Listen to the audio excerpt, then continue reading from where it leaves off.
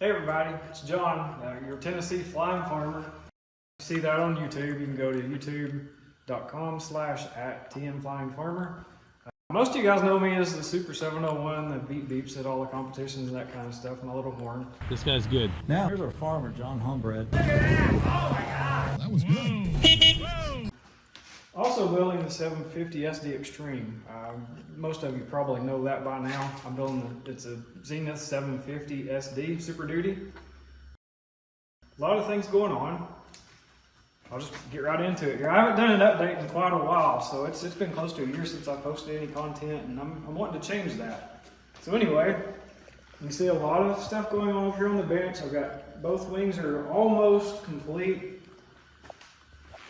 almost ready for final riveting. All I like on the wings really is getting the fuel tanks and the fuel system installed and the light wiring, and then I'm ready to actually do the final riveting on the skins and get the wings completely ready.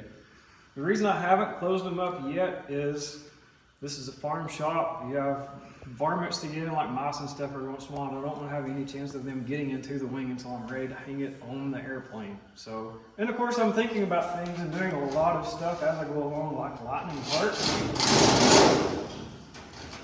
Some of you will recognize this is the brace that goes above the fuel tank. It comes from the factory with straight sides and no holes. I've lightened this piece. It's roughly 2/3 of its normal weight. This one may actually be a little less than that, so it's not hardly half, but it's a little more than that. And I've done the same thing with a lot of things. This is called scalloped edges. I've done that with a lot of the bracing. I've left the ribs pretty much alone factory. I've added some extra lightning holes where needed, but I've scalloped a lot of the bracing, the stiffeners and that kind of stuff. That's a scalloped edge. On the other edges I've taken and narrowed it down at the end, so I've kind of triangulated it. It doesn't need hardly as much thickness there at the end. I've done that on a lot of pieces. You can kind of light some of them and see there's several pieces that they're all scalloped and done that same way. You'll see that throughout the fuselage. You'll see it throughout the wings. Even in some of the tail section, the horizontal is almost completely done.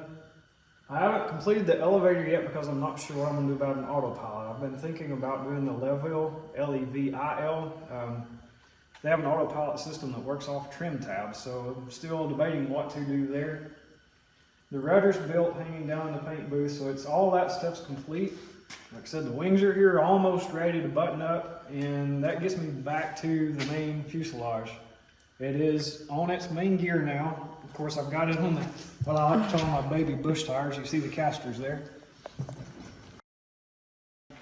That's the factory tires for it. I'm working with Behringer to get wheels and brakes, and hopefully we'll have a kit that'll be easy to get for anyone to upgrade to a Behringer system if that's what they want to go with. I've had good luck with the Matco, but everyone I talk to says Behringer's just a little more responsive, a little better pedal feel, and they have red wheels that I think are really cool, and my favorite color is red, so here we go. So some more update on the 750SDX. Probably the biggest update is the motor. I've got the 6-cylinder UL power. You see the turbocharged. This is a 220 plus horsepower all the way up to 14 or 15,000 feet.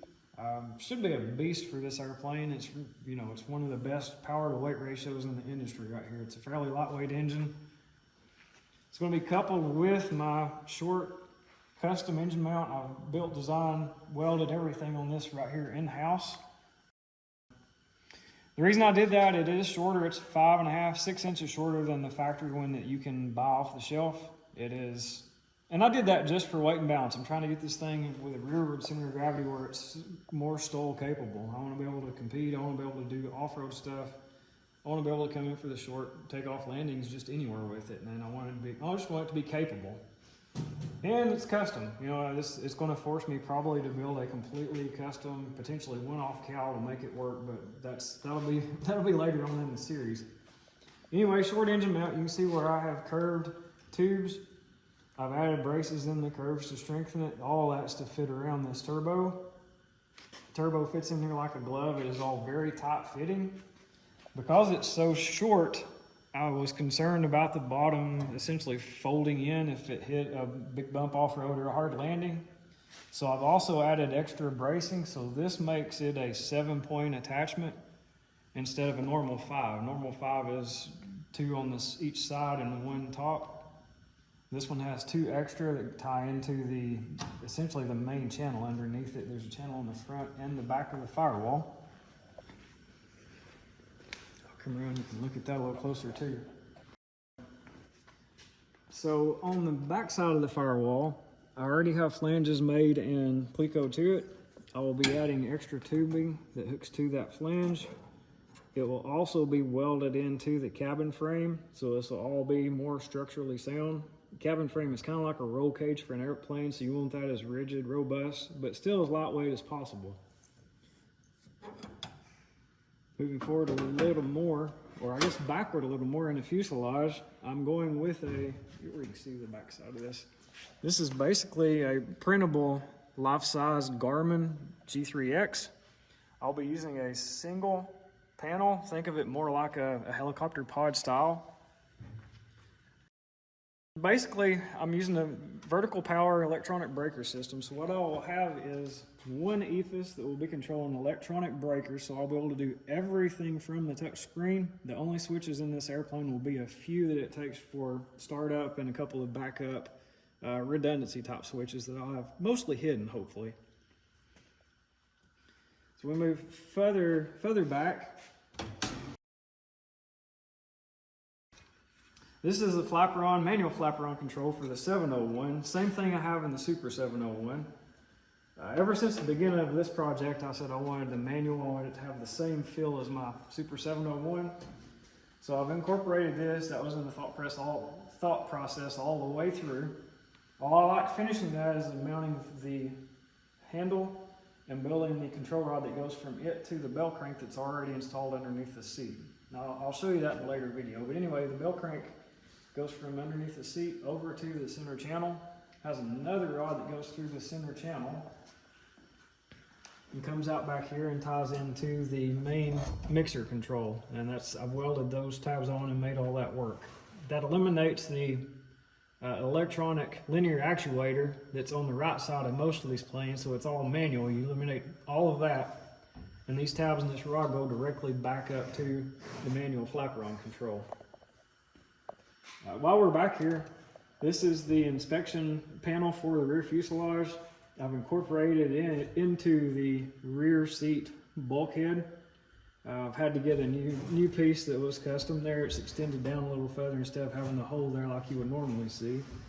I've added extra bracing in the back side. You can't really see it here, but it'll all be attached to piano hinges, and this is the only entrance into the rear fuselage at this point. I ordered a bottom sheath without a hole, so I won't be able to crawl in from underneath. This will be my only access to the rear fuselage.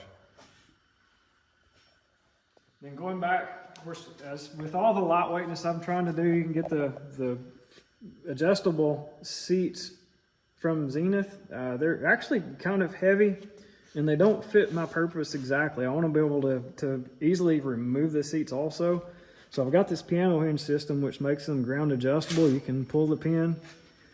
With the piano hinge, you'll be able to take it and move it a full length in the piano hinge. So you can move it, say, I don't know what that length is, but you can move it roughly an inch forward or back into each link and then just stick the pin back in. Or I could pull both pins and completely remove the seat easily if it was competition or whatever. Anyway, further along, we're doing a full build series in Kitplanes with this airplane. I'm doing some riding on that. I think the eighth edition of this series was the engine mount and all the fun stuff it took to actually make that mesh up and work with the engine. The 9th part should be coming out here in January. It'll be a little more update of the plane and life and on the farm and just a total update. A lot of you guys know that I'm building another 701. This is a narrowed 701. As you can see, it's not even a full arm width as far as the full fuselage. It'll essentially be a single seater with a seat on the left side. That would be the normal center tunnel. And all I've done here is taken the right side and brought it in. and build a rear fuselage to match that. So it's going to take a different control system to make it all work and all that.